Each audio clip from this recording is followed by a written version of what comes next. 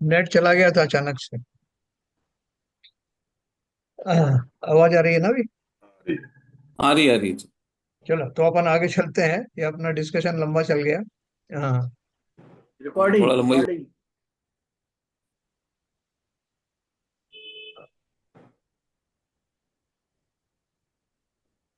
देखो अपन ने एक बात पढ़ी थी ये। हाँ। रिकॉर्डिंग पे डाल दिया, रिकॉर्डिंग पे। हाँ, डाल डाल दिया हाँ डाल। हो गया स्टार्ट हो गया। कर्ता कर्म अधिकार हमारा चल रहा है।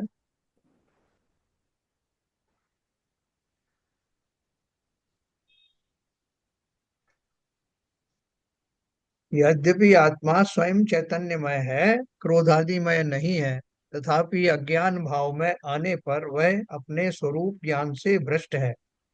वह अपने स्वभाव से भिन्न तथा परोपाधि निमित्त जन्य विकारी भावों से अपने को अभिन्न मानकर क्रोधादि तथा रागादि रूप विकारों को निर्भय होकर अपनाए हुए वर्तन करता।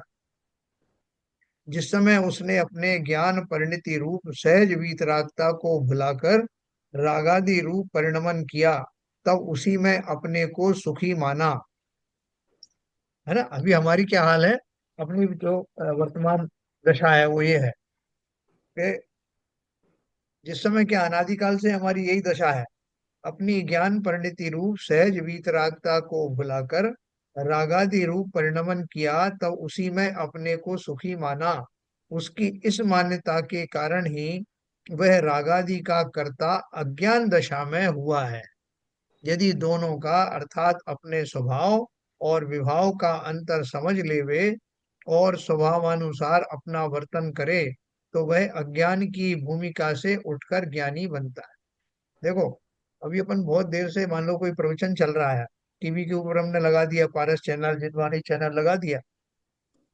थोड़ी देर के बाद हम उसमें बोर हो जाते हैं कि भाई साहब हो गया आप 2 घंटे से, तो अब क्या करना है? लौट चलो अपने वापस विषय कषायों वाले हैं संसार में।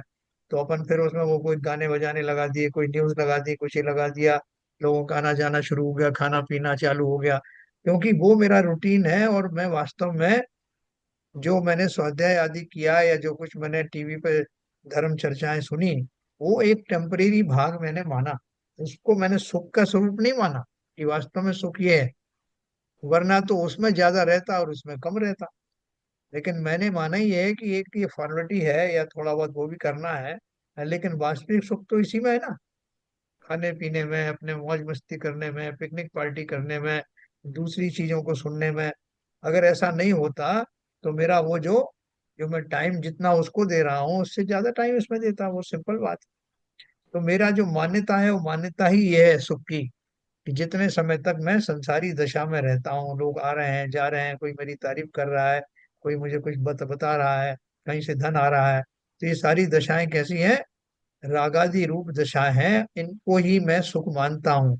उसकी इस मान्यता के कारण ही वह रागादि का कर्ता अज्ञान दशा में हुआ है ना? यदि दोनों का अर्थात अपने स्वभाव और विभाव का अंतर समझ लेवे और स्वानुभाव स्वभावानुसार अपना वर्तन करे, तो वह अज्ञान की भूमिका से उठकर ज्ञानी बनता है। हम अपन ज्ञानी बन सकते हैं? कहाँ साहब बनेंगे तो सही, एक बुढ़ापे में बनेंगे जब और कुछ करने धरने को नहीं बचेगा और कहीं मन लगेगा नहीं। खाने पीने के लिए ना तो मुंह में दांत रहेंगे ना पेट में हाथ रहेगी, और कहीं और किसी तरह का कोई लोगों का आना जाना भी बंद हो जाएगा। तब मैं करूंगा धर्म कर्म। लोग इसलिए तो कहते हैं कि बुढ़ापे में करने योग्य है। क्यों? क्योंकि जवानी में राग रंग से फुर्सत नहीं, और वही तो सुख है।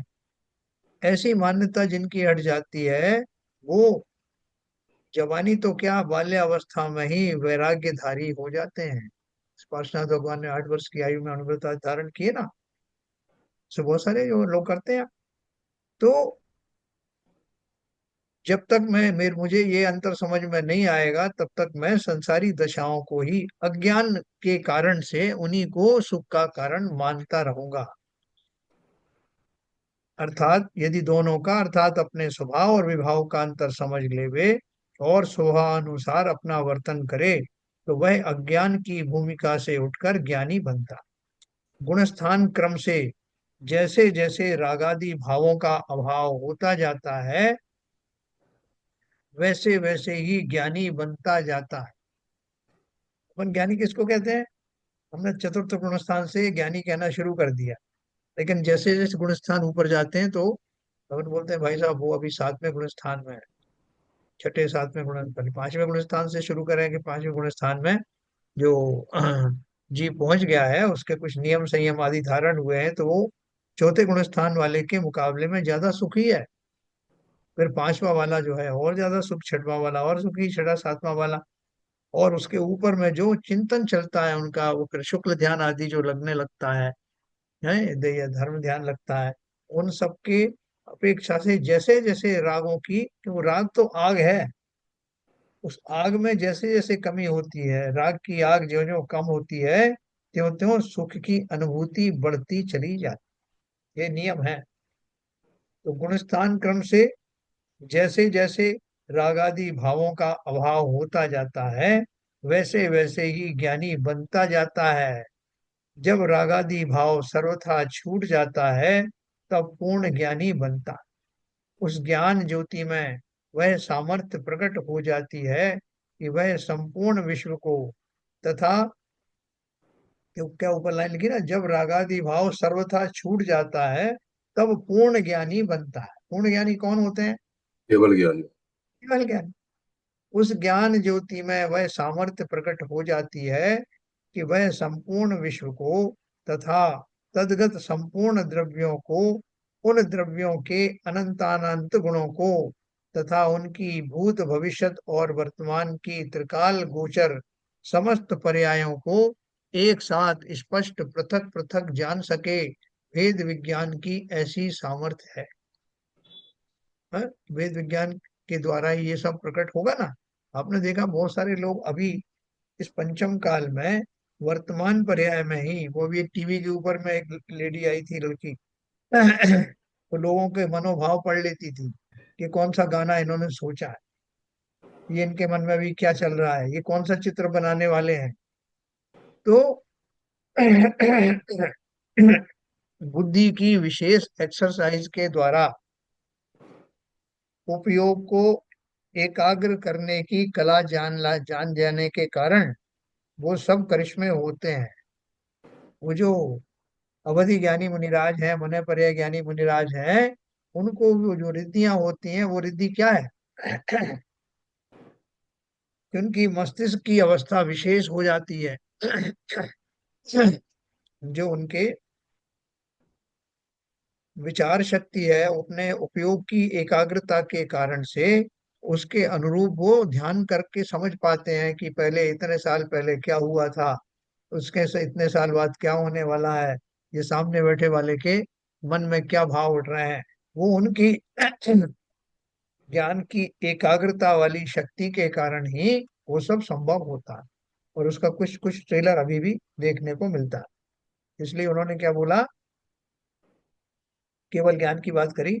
उस ज्ञान ज्योति में सामर्थ्य प्रकट हो जाती है कि संपूर्ण विश्व को तथा तद्गत संपूर्ण द्रव्यों को त्रिकाल गोचर समस्त पर्यायों को एक साथ स्पष्ट पृथक पृथक जान सके। भेद विज्ञान की ऐसी सामर्थ्य है। आप बोलो साहब भेद विज्ञान की बात क्यों कही यहाँ?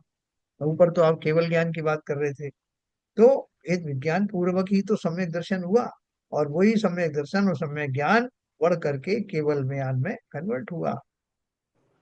फिर प्रश्न है, आगम ज्ञान के आधार पर सभी विद्वत जन जो आगम के अभ्यासी हैं, जानते हैं कि क्रोधादि तथा रागादि भाव भिन्न है और चैतन्य भाव मेरा निज स्वरूप है।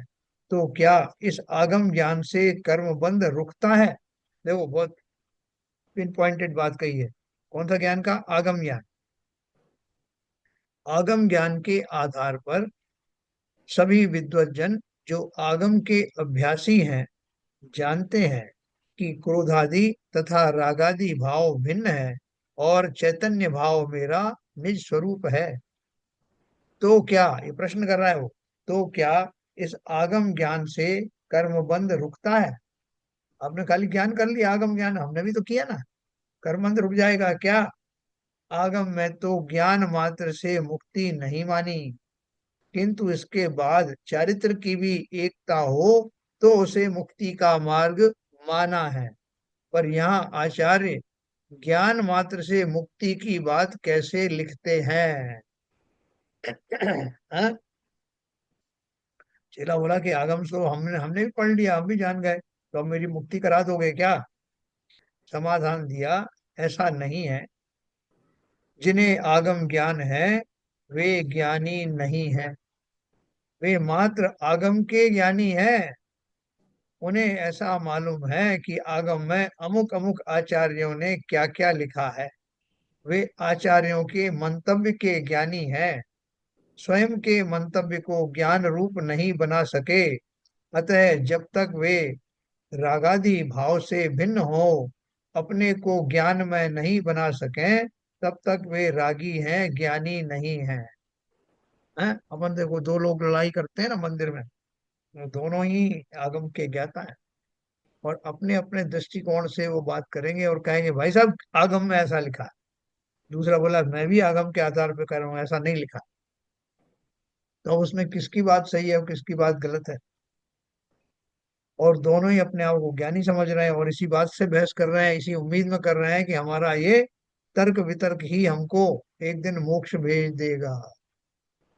क्योंकि मैंने अपनी पूरी बुद्धि से उस बात को जैसा भी समझा है, मैं अपनी बात कर रहा हूँ, आगम में लिखा है। तो वो आगम अलग अलग तो है नहीं, दोनों ने एक ही आगम पढ़ा है, लेकिन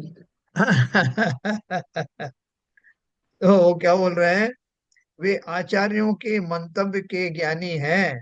बोले फलाने ग्रंथ में आचार्य ने ये लिखा साहब, मैं तो वो पढ़ के आया। दूसरा बोला मैंने वो पढ़ा। तो उन दोनों के पढ़ने से, हाँ, अपना मैंने उसका वास्तविक अर्थ तो निकाला नहीं, और फिर मेरे झगड़ा हो गया, तो फिर मैंने और क्या किया बोले मैं आपको इसका जवाब कल दूंगा। फिर और चार छह किताब पढ़ी, और उन किताबों में से वही अर्थ निकालने का कोशिश की जो वो कहते आए हैं। है। उसके बाद ये भी कहते हैं फलाने महाराज ने ये कहा है हाँ, कि कल ही मैंने टीवी पे उनके शंका समाधान में सुन के आया हूँ। तो देखो उन्होंने लिखा ना कि वे, उन्हें ऐसा मालूम है कि आगम में अमुक अमुक आचार्यों ने क्या क्या लिखा है या क्या क्या प्रवचन में कहा। वे आचार्यों के मंतव्य के ज्ञानी हैं कि आचार्य ने क्या कहा, स्वयं के मंतव्य को ज्ञान रूप नहीं बना सके। उनसे इन्फर करके कि वो क्या कहना चाहते हैं, अपना वैसा अपना ज्ञान उन मंतव्य में डाल नहीं सके। अतः जब तक वे रागादि भाव से भिन्न हो अपने को ज्ञान में नहीं बना सके, तब तक वे रागी हैं, ज्ञानी नहीं। वे क्या बात कर रहे हो साहब, हमने इतना आगम का ज्ञान किया और आप हमें रागी कह रहे हो? तो ज्ञानी कह नहीं रहे हो? मेरे को ये सर्टिफिकेट मिला, मैंने फलानी परीक्षा दे के आया, मैंने ये सब किया, और आप मुझे ज्ञानी नहीं मान रहे, आप मुझे रागी मान रहे हो। जो ज्ञान राग आदि आश्रव भावों में प्रवृत्त है वह ज्ञान नहीं है, अज्ञान ही है।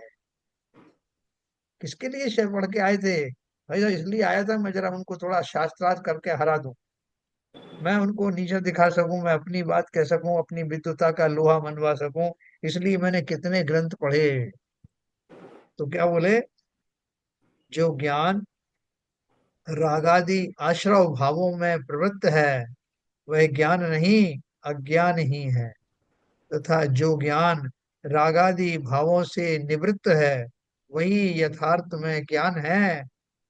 इस कथन से ज्ञान के साथ चारित्र अविनाभाव रूप से आता ही है। कैसे आ गया इसमें चारित्र? बोले ये भाव जिसने धारण किया कि आगम के अध्ययन के द्वारा मुझे उसमें दिखाया हुआ जो आत्मा का स्वरूप है वो मुझे दिखने लगा, और इसलिए मेरे अंदर में समता आने लगी। मुझे किसी से शास्त्रार्थ करने का भाव भी नहीं आता, किसी को नीचा दिखाने का भाव नहीं आता, किसी को अपनी बात मनवाने का भाव नहीं आता।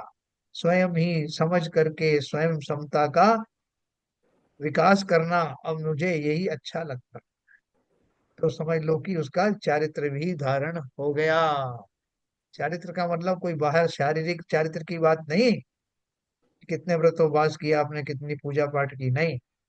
यही चरित्र है कि मैंने उस ज्ञान के माध्यम से अपने स्वरूप को न केवल जाना, न केवल पहचाना, बल्कि वैसा ही आचरण भी करने लगा। इसलिए जीवन में समता आती चली गई। मुझे अब किसी से वाद विवाद करने का, शास्त्रार्थ करने का भाव ही नहीं आता कि भैया जो कुछ आगम में लिखा है आप भी पढ़ो, हम भी पढ़ें, अपने अनुसार आप अपनी बुद्धि से निकालो, जो आपको उचित लगे आप करिए। सब भाव ही नहीं आता कि मैं अब ज्ञानी हो गया तो मैं किसी को उपदेश दूं, किसी को समझाऊं, और लो 10 लोग मेरी प्रशंसा करें। नहीं, ये सब तो राग आदि परिणाम। तो इस कथन से ज्ञान के साथ देखो, ज्यो ज्यो कहते हैं ना, जैसे जैसे वृक्ष में फल आते चले जाते हैं वो झुकता चला जाता है, ऐसे ही जिसके अंदर में जिनवाणी का प्रवेश हो गया वो विनयवान और समताधारी हो गया। उसे क्या करना है संसार में, किसको हराना जिताने का भाव ही नहीं, स्वयं को ही निरंतर जिताता रहता है। किसकी अपेक्षा से, उन रागादि भावों को पराजित करके, उन असामान्य भावों को पराजित करके समता भाव में निरंतर तिष्ठता रहता है। जैसे किसी करोड़पति की दुकान का मुनीम स्वयं लाखों रुपयों की आमदनी करता है, उठाता रखता है, मेरी दुकान है ऐसा कहता है, मुझे लाखों की आय है ऐसा कहता है, टूटा होने पर यानी घाटा होने पर दुख भी प्रकट करता है, तथापि वह उस द्रव्य के प्रति निज के स्वामित्व के अभाव को खूब जानता है। अतः तत् तत् विषय में भेद विज्ञानी होने से तत् तत् विषय में सुखी दुखी नहीं होता। मैं सुखी दुखी हूँ ऐसा व्यवहार मात्र करता है, परमार्थ में मैं वह सुखी दुखी होता नहीं। है ना, ये उदाहरण बहुत बढ़िया उदाहरण। अपन हमेशा देखते हैं ना कि वो जो साड़ी की दुकान पे बैठा हुआ मुनीम, वो महिलाएं आती हैं और 50 साड़ियां खोलती हैं, लेती वेती कुछ नहीं, और वो उनसे बड़ी शांत भाव से कहता है कि बहन जी अभी अगला माल आएगा तब आपको और दिखाऊंगा, लेकिन ऐसा है कि मैं आपको सही रेट पे दे रहा हूँ, नहीं इससे और कम करो। महिलाओं की आदत होती है और कम करो, तो देखो बहन जी मुझे इसमें बहुत घाटा हो जाएगा, हाँ मुझे 2 पैसे तो मिलना चाहिए ना। तो उसके सारा वार्तालाप इस प्रकार का होता है कि जैसे वही मालिक हो, पूरा मालिक की तरह ही व्यवहार करेगा, लेकिन अंदर में चिंतन क्या रहेगा कि किसका लाभ किसका नुकसान। मैं तो नौकर हूँ, मैं मुनीम हूँ, फायदा नुकसान होगा तो सेठ को होगा, मैं तो अपने हिसाब से कोशिश कर रहा हूँ अपनी भूमिका। ठीक यही मंत्र गृहस्थी में जिसने रखा, अभी हमारा जो डिस्कशन चल रहा था ना ऑफिस का, ऑफिस हो या घर हो, जिसने ये चिंतन रखा कि मैं अपनी इस पर्याय में दी हुई भूमिका का निर्वाह कर रहा हूँ, मैं ये थोड़े हूँ, मैं इसके लिए थोड़े आया हूँ, इस भूमिका में मिलने वाले पद आदि ये सब तो इस भूमिका तक ही, इस पर्याय तक ही सीमित हैं, मैं तो हूं ही कुछ और, इसमें मेरा कुछ भी लाभ हानि नहीं। मेरा लाभ हानि तो मेरे स्वयं के गुणों का घात होने में या ना होने में है। ऐसा चिंतन जिसका चल रहा है, वो चाहे ऑफिस में हो, चाहे घर में हो, चाहे कहीं भी हो, उसको लाभ ही लाभ है, क्योंकि अंदर से कभी दुखी होगा नहीं। मैंने बेटे को बहुत समझाया, पत्नी को बहुत मनाया, साहब कोई मेरी बात सुनता नहीं है, तो क्या मानेगा भैया, मेरा फर्ज है इन भूमिकाओं में रहकर जो मुझे करना है, कहना है, समझाना, वो सब करूंगा। लेकिन नहीं मानेंगे तो ना माने, क्योंकि मैं जानता हूं कि प्रत्येक द्रव्य स्वतंत्र है, उसमें मैं दुखी फ्रस्ट्रेट होऊंगा तब भी कुछ चेंज नहीं कर सकता। तो उस परिस्थिति को ऐसी ही होनी है ऐसा मान करके बिना खेद खिन्न हुए अपने परिणामों को समता में रखना, ये इसकी कुंजी है। हम वर्तमान जीवन में कैसे जिए, परिवार का पालन पोषण कैसे करें, ऑफिस में कैसे काम करें, और वो सब करते हुए भी अपने को उन सब भूमिकाओं से अटैच करके इन भाव को रखें। इस पर्याय में ऐसा ही होना था, हो रहा है। अपने काम में कहीं कमी नहीं की, जैसे आप बोल रहे हैं कि मुझे कहना चाहिए, मुझे अपनी बात रखना चाहिए, मुझे मतलब सब करो जो आप कर सकते हो, जो आपका उस समय का जो भाव उठ रहा है, जो आपकी सामर्थ्य है वो सब करिए। कर्मों के अनुसार जो आपको जितनी उस पर्याय में छूट मिली है, किसी का शांत भाव है, किसी का उग्र भाव है, जो आप कर सकते हो करो। लेकिन ये भाव निरंतर रखना कि मैं मुनीम हूँ, इस पर्याय को खाली जैसी मिली है वैसा मुझे निर्वाह मात्र करना है और चले जाना है। इसमें होने वाली घटनाएं मेरे अनुसार घटित नहीं होती। मेरा ऐसा भ्रम है कि मैं जैसा चाहूं वैसा सबको परिणमा सकता हूँ, कि मैंने देखो इस कोशिश की, मैं चिल्लाया इसलिए मेरा प्रमोशन हो गया, देखो मैंने ऐसा किया इसलिए मेरी पत्नी जो है कहने में मान गई है। ये सब दशाएं स्वतंत्र रूप से होती हैं। आप अपना जैसा भी स्वभाव हो, जो आपको विद्या आती है उसके अनुसार कार्य करना, लेकिन परेशान मत होना, फ्रस्ट्रेटेड मत होना। यही हमारे लिए वास्तव में कुंजी है। तो देखो आगे अपन इसी बात को और आगे कल पढ़ेंगे तो आपको बहुत अच्छा लगेगा। ये जो विचार है और ये जो यहाँ पे जहाँ तक जो चीज आई है वो बहुत अनुकरणीय है। हमारे जीवन में बहुत सारी ऐसी दशाएं आएंगी, हम सब कुछ करो, आपको कोई छूट है, पूरी छूट है, लेकिन कैसे करना कि मेरी शांति, मेरी समता वो बाधित ना हो। जिस किसी प्रकार, मेरा भाव तो है नहीं, मेरे अंदर स्वभाव नहीं कि मैं क्रोधित होकर के बात करूं, लेकिन किसी ने मुझसे कहा कि भाई साहब सीधे में कुछ नहीं रखा, आप चिल्ला के बात करना, और मेरा स्वभाव ही नहीं है ऐसा। तो मैं वैसे आर्टिफिशियली चिल्लाऊंगा करवाऊंगा तो मुझे सूट करेगा नहीं, मुझे और पीड़ा होगी, नहीं करना। पर्यायगत जो मेरा स्वभाव है उसके अनुसार करके देख लेना, जो मैं कर पाऊं। लेकिन परिणमन हो ना हो ये सब विधि के अधीन है, इसमें परेशान मत होना। अगर मैं परेशान नहीं हुआ, अपना कार्य करता रहा, जो मेरी भूमिका निर्वाह करता रहा, तो समझ लो मैंने उस पर्याय को जीत लिया, मैं अग्नि परीक्षा में कामयाब हो गया। ठीक है सर। बहुत बढ़िया। एक्चुअली में लाइक अभी ये जो हम लोग इतने साहस कर रहे हैं तो ये भाव निश्चित रूप से हमारा बना रहता है। क्योंकि पहले जो हम रहते थे कि हम ठीक कर सकते हैं किसी बात को, किसी चीज को करेक्ट करते हैं, तो वो अभी हम करते हैं, ऐसा नहीं है, हम अपनी तर्क बुद्धि के हिसाब से उसको ठीक करने की कोशिश करते हैं, लेकिन उसमें खेद खिन्ने नहीं होते। हमको वाह। मालूम है, जैसे बच्चों का बहुत सारी चीजें बच्चों के हिसाब से हमारे हिसाब से नहीं होती हैं, तो हम उसमें खेद खिन्नी नहीं होते, हमको मालूम है। एक बार हमारा कहने का कर्तव्य है, एक बार दो बार तीन बार बता देते हैं, लेकिन उसमें खेद खिन्नी नहीं होते, उसकी वजह से कलेश करने के बैठते हैं या उसके पीछे रूठा राठी, और अपने को खेद खिन्नी नहीं कर रहे हैं। भाई बहुत आपके आपके स्वजन आपको कहेंगे कि अरे भाई साहब तुमसे ये भी नहीं हुआ, देखो फलाने को देखो, आपकी पत्नी कहेगी कि देखो फलाने को देखो उसने कैसे कर लिया, आपसे ये होता नहीं है। परेशान होने की जरूरत नहीं है। जो आपकी सामर्थ्य है, जो आपके आइडियाज हैं, वो उनके अनुसार आप काम करिए। और होता है तो उससे ही हो जाएगा, नहीं होना होगा तो नहीं होगा। इसके लिए फ्रस्ट्रेशन बिल्कुल नहीं होना। अगर हमने ये मंत्र सीख लिया तो जो भी हमारी आगामी थोड़ी बहुत पर्याय बाकी है, मैं तो ऐसा मानता हूँ, उन में जो कुछ भी आने वाला है वो सहज में निकलता चला जाएगा, और मैं निखरता चला जाऊंगा। अपनी सामर्थ्य को, कौन सी सामर्थ्य को, समता में बने रहने की सामर्थ्य का निरंतर विकास करता हुआ एक दिन पूर्ण समता की ओर बढ़ जाऊं। यही मेरी जीत है। संसार में मैंने ये कर लिया वो कर लिया, लड़ झगड़ करके किसी से प्रमोशन ले लिया या 2-4 लाख रुपए ज्यादा ले लिए, ये कोई मेरा सामर्थ्य की बात नहीं है, काम की बात नहीं है।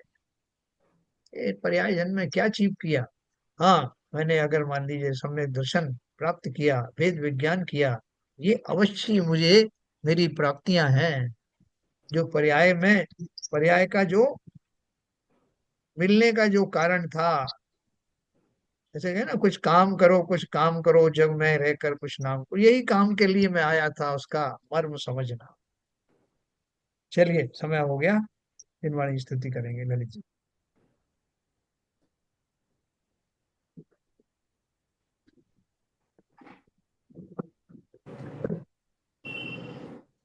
आश देखो ज्ञान तिन्ह आश देखो अपमाय मास देखो भानु सिंह खानी है।